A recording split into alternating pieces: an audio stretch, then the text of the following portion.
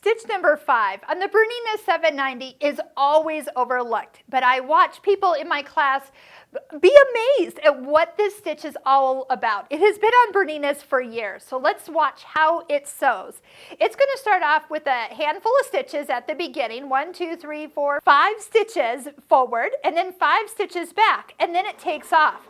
Then you notice something blinking on your screen. So I'm going to just sew to the end like I probably would normally do.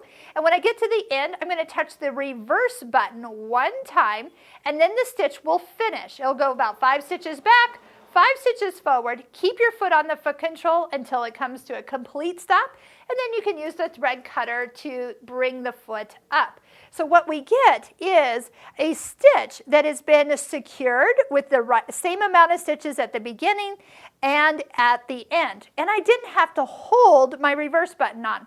Let me do that one more time, because once you finish a stitch, you will notice that you can actually, now it's ready to do it again. 5 stitches forward, 5 stitches back, and a take off. You can touch that anytime while you're sewing. Keep your foot on the foot control and it stops. This is one stitch you got to try out for yourself, and those of you who are doing a lot of utility sewing will truly appreciate this stitch.